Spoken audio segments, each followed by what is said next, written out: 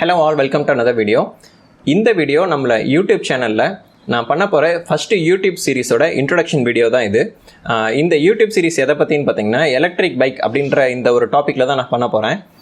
9 months முன்னாடி நம்ம சேனலில் வந்துட்டு ஒரு வீடியோ வந்துட்டு போட்டிருந்தோம். என்னென்னா ஒரு நெருப்பு பிடிச்சி எரிஞ்சு பேட்ரி வெடித்த எலக்ட்ரிக் பைக்கோட கண்டிஷன் என்ன அப்படின்ற ஒரு கேஸ் ஸ்டடி மாதிரி நம்ம அதில் பண்ணியிருந்தோம். ஸோ அந்த வீடியோவில் நான் ஒரு பாயிண்ட்டை வந்துட்டு கிளியராக சொல்லியிருந்தேன். என்னென்னா இந்த மாதிரி இன்னும் நிறைய பைக் வந்துட்டு நெருப்பிடிச்சி எரியும், பேட்ரி வெடிக்கும். இந்த பிரச்சனையை வந்துட்டு நம்ம நிறையா ஃபேஸ் பண்ண போகிறோம் அப்படின்றத நாளைக்கு வந்துட்டு ஒரு அசம்ஷன்லேயோ ஒரு ப்ரிடிக்ஷன்லேயோ நான் வந்துட்டு சொல்லலை. ஒரு எக்ஸாக்ட் கால்குலேஷன் என்னால் பண்ண முடிஞ்சனால தான் இந்த பிரச்சனையை நான் வந்துட்டு 9 மாதத்துக்கு முன்னாடி முன்கூட்டியே என்னால் சொல்ல முடிஞ்சது. ஸோ இந்த பிரச்சனை இன்றைக்கி வந்துட்டு பார்த்தீங்கன்னா நான் எதிர்பார்த்த மாதிரியே இது வந்துட்டு ஜாஸ்தியான லெவலில் போயிடுச்சு. ஸோ இப்போ நம்ம சேனல் சீரீஸில் என்ன பார்க்க போகிறோம் அப்படின்னு பார்த்தீங்கன்னா ஒரு எலக்ட்ரிக் பைக் மேனுஃபேக்சரிங்கில் என்னென்ன விஷயங்கள் நடக்குது, கன்வர்ஷன் கிட் அப்படின்றாங்களே இதில் என்னென்னலாம் நடக்குது, ஒரு ப்ராடக்டை என்ஜினியர் பண்ணுறதுல என்னென்னலாம் பண்ணுறாங்க, அந்த ப்ராடக்ட் ஷோரூமுக்கு வந்துட்டு சேல்ஸ் நடக்கும்போது அங்கே நடக்கிற விஷயங்கள் என்ன, ஒரு கஸ்டமர் ஒருத்தர் அந்த ப்ராடக்டை போய் வாங்குறாரு அப்படின்னா அவர் பார்க்க வேண்டிய விஷயங்கள் என்ன, இந்த வண்டியை வாங்கினதுக்கப்புறம் நம்ம மெயின்டெனன்ஸ் அப்படின்னு என்னென்னலாம் விஷயங்கள்லாம் நம்ம கன்சிடரேஷனில் வச்சுக்கணும், எந்த பைக்கை நம்ம சூஸ் பண்ணுறோம் அப்படின்றத எப்படியெல்லாம் பார்த்து வாங்கணும் அப்படின்ற எல்லா டாப்பிக்கையும் நம்ம இந்த சீரீஸில் வந்துட்டு டிஸ்கஸ் பண்ண போகிறோம். இது மட்டும் இல்லாமல் எலக்ட்ரிக் பைக்ஸ் மேலே இருக்க காமன் மிஸ்கன்செப்ஷன் அப்படின்ற டாப்பிக்கே நம்ம வந்துட்டு இதில் டிஸ்கஸ் பண்ண போகிறோம். இதில் என்னென்னா அந்த 9 months முன்னாடி நம்ம போஸ்ட் பண்ணோன்னு சொன்னோம் இல்லையா ஒரு வீடியோ, அதில் வந்துட்டு இந்த பைக் பேட்டரி கண்டிப்பாக நிறைய வெடிக்க போகுது, ஃபயர் ஆக்சிடென்ட் வரப்போகுதுன்னு சொல்லி சொன்னேன். ஆனால் அதில் நான் எதிர்பார்க்காத ஒரு விஷயம் என்னென்னா ஒரு பைக்கை வீட்டில் சார்ஜ் பண்ணிகிட்டு இருக்கும்போது அது நெருப்பிடிச்சி எரியும். அப்போ அந்த வீடும் நெருப்பிடிச்சி எரிஞ்சு ஒரு வீட்டில் இருக்க ஒரு குழந்தையும் அப்பாவும் இறந்து போவாங்க அப்படின்னு நான் வந்துட்டு எதிர்பார்க்கல. ஒரு எலக்ட்ரிக் பைக்ஸ் எல்லாம் புது பைக் எல்லாம் ஒரு லாரியில் லோடு ஏற்றிட்டு போயிட்டு இருக்கும்போது ஒரு பைக் நெருப்பிடிச்சி எரிஞ்சு அந்த என்டையர் லாரியும் பற்றிட்டு எரியும் அப்படின்றதும் நான் எதிர்பார்க்கல. அடுத்தது ஒரு எலக்ட்ரிக் பைக்கை அதோட ஷோரூமில் வந்துட்டு சார்ஜ் பண்ணிகிட்டு இருப்பாங்க. சார்ஜ் பண்ணும்போது அந்த வண்டி ஃபயர் ஆனதில் அந்த மொத்த ஷோரூமும் நெருப்பிடிச்சி எரியும் அப்படின்றதும் நான் எதிர்பார்க்காத விஷயம். ஒரு வண்டி ரோட்டில் ஓடிக்கிட்டு இருக்கும்போதே திடீர்னு வந்துட்டு ஃபியூம்ஸ் வந்து நெருப்பிடிச்சி எரியும் அப்படின்ற சினாரியாவும் நாங்கள் வந்துட்டு எதிர்பார்க்கல.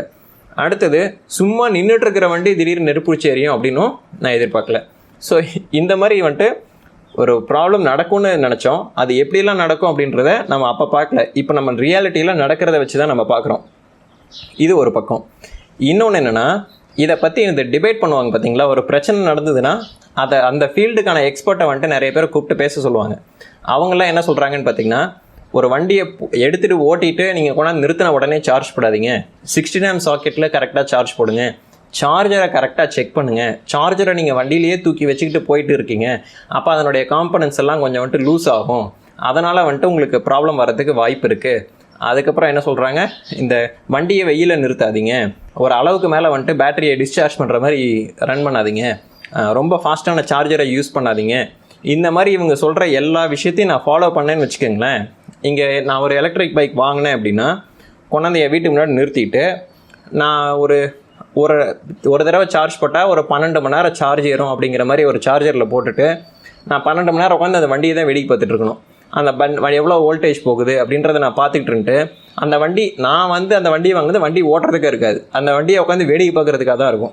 இவங்க சொல்கிற எல்லா சஜஷனையும் எடுத்திங்கன்னா என் ரிசல்ட் இது தான். அதுக்காக அவங்க சொல்கிற சஜஷன் எல்லாம் இன்வேலிடுன்னு நான் சொல்ல வரல. இவ்வளோ சஜஷனையும் ஃபாலோ பண்ணால் ஒரு வண்டியை நம்ம ஒரு கஸ்டமர் வண்டியை வாங்கி ஓட்ட முடியாதுங்கிற மாதிரி இருக்குது அப்படின்றது தான் நான் சொல்ல வர விஷயம். சரி, அப்போ இங்கே பிரச்சனை தான் என்ன, இந்த பேட்டரிலாம் ஏன் வெடிக்குது அப்படின்னா இவங்க சொன்ன எல்லா பாயிண்ட்டையும் தாண்டி இன்னொரு பிரச்சனையில் வெடிக்குது. இந்த பிரச்சனை என்னங்கிறத இன்றைக்கி வரைக்கும் யாரும் வந்துட்டு கரெக்டாக கண்டுபிடிக்கலையா என்ன அப்படின்றது எனக்கு தெரில. ஆனால் ஒரு பிரச்சனை இருக்குது, அந்த பிரச்சனையை நான் கண்டுபிடிச்சி அந்த பிரச்சனையோட கால்குலேஷனை நான் போட்டனால தான் நான் வந்துட்டு கரெக்டாக சொன்னேன் இந்த பைக் நிறைய பேட்டரி வெடிக்க போகுது அப்படின்ட்டு.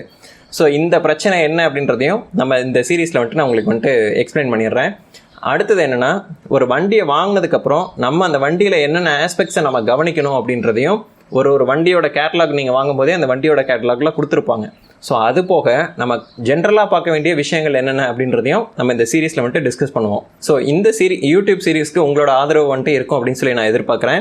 நம்ம சேனலை பெருசாக சப்ஸ்கிரைப் பண்ணுங்கள் அப்படின்னு சொல்லி நான் கேட்டதில்லை. ஆனால் இப்போ இந்த டைம் நான் கேட்டு தான் ஆகணும் அப்படின்னு சொல்லி நான் நினைக்கிறேன். கண்டிப்பாக நம்ம சேனலை வந்துட்டு சப்ஸ்கிரைப் பண்ணுங்கள். இந்த சீரீஸ் ஆஃப் வீடியோஸ் வந்துட்டு உங்களோட ஃப்ரெண்ட்ஸ் நிறைய பேருக்கு நீங்கள் ஷேர் பண்ணுவீங்கன்றதை நான் எதிர்பார்க்குறேன். ஏன்னா இந்த மாதிரியான ஒரு பிரச்சனையை நம்ம வருமுன் காப்பதே சிறந்தது அப்படின்றத நான் நினைக்கிறேன். இது ஆல்ரெடி வந்துட்டு இருக்க தலை காட்ட ஆரம்பிச்சிருச்சு. ஸோ இந்த மாதிரி பிரச்சனையை இதோட வந்துட்டு நம்ம சப்ரஸ் பண்ணி ஸ்டாப் பண்ணணும்னா இந்த விஷயங்களை நிறைய விஷயங்கள் நம்ம தெரிஞ்சுக்க வேண்டியிருக்கு. அது இல்லாமல் நம்மளோட யங்ஸ்டர்ஸ் நிறைய பேர் பிஸ்னஸ் பண்ணணும் அப்படின்னு சொல்லி நினைக்கிறாங்க. ஸோ அவங்களுக்கும் இதில் நிறைய யூஸ்ஃபுல் இன்ஃபர்மேஷன் இருக்க போகுது. நிறைய டீலர்ஸ் இருக்கீங்க அப்படின்னா அவங்களுக்கான யூஸ்ஃபுல் இன்ஃபர்மேஷனை நான் அதில் ஷேர் பண்ண போகிறேன்.